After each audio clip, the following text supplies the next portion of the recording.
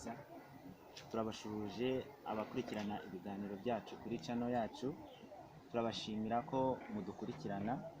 Uyu munsi rero ni wa munsi twabwiye ikiganiro cy'umuryango, tukaba tugiye kubagezaho ibintu ugomba kwitondera mu gihe uhitamo uwo muzabana, ku ruhande rw'umukobwa no ku ruhande rw'umuhungu. Ibyo bintu byose agomba kubyitondera. Abenshi bajya bakora amakosa mu guhitamo abo bazabana, ugasanga ingo zabo ntago ziramye cyangwa zisenyutse hakiri kare. Uyu munsi rero tugiye kubabwira ibyo bintu, namwe muzabyitondere kugira ngo abatarubaka ingo zanyu zizashobore kurama. Icyambere ugomba kwitondera, ugomba gushingiraho ni ukuba umutima wawe wemera uwo muntu ukunze, ukumva umutima wawe umwemera 100%, ku buryo aramutse akwemeye nta wundi muntu wazamurutisha mu mutima wawe, kuko umutima nicyo kintu kigenga urukundo. Iyo umutima wawe utemera umuntu 100%, niyo mwubatse urugo ntabwo rurama. Tugomba rero kubanza kwemeza umutima wacu 100% yuko uwo muntu tugiye kubana nawe cyangwa tuzabana azaba ari mu mutima wacu 100%. Icya kabiri ni ukuba ubona mukwiranye, ku buryo nugendana nawe utazumva ari igisebo kuba muri kumwe, ahubwo igihe cyose muri kumwe uzumva ari fiyeri kuri wowe. Kuba rero mudakwiranye, iyo mudakwiranye ugendana nawe akumva ari igisebo cyangwa nawe ukumva ari igisebo kuba muri kumwe. Ugomba kubanza kumenya neza nimba uwo muntu mugiye kubana azaba ari fiyeri kugendana nawe kandi ukumva ari ishema kuba muri kumwe. Icya gatatu, ugomba kwirinda gushuka umuntu umubwira yuko uri igitangaza, ufite imitungo, amazu cyangwa amafaranga, kandi wenda nta n'ibihari. Kuko iyo agukunze agukurikiyeho ibyo bintu, iyo mubanye akabibura, urugo rwanyu ntabwo rurama, kuko uba waramubeshye umushukashuka umwereka kuri igitangaza, kandi mu by'ukuri ibyo wamubeshye bikaba nta bihari. Twirinde kubeshya abantu dushaka ko tuzabana tubabeshye, ahubwo tubabwize ukuri, tugaragaza uko duhagaze, nibwo tuzabana nabo twifuza kandi ingo zacu zikarama. Icya kane, ugomba kwirinda kumutega imitego.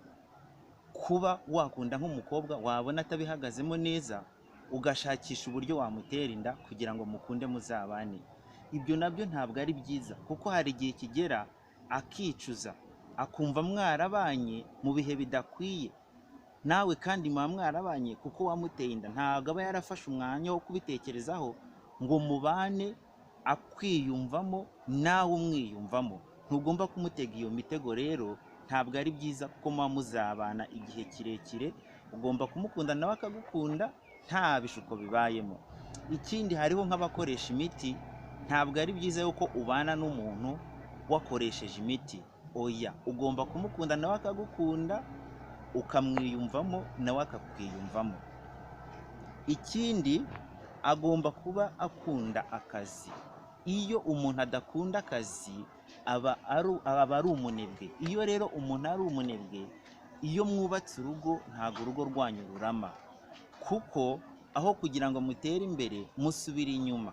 Urugo rurimo ubukene ntabwo habamo amahoro.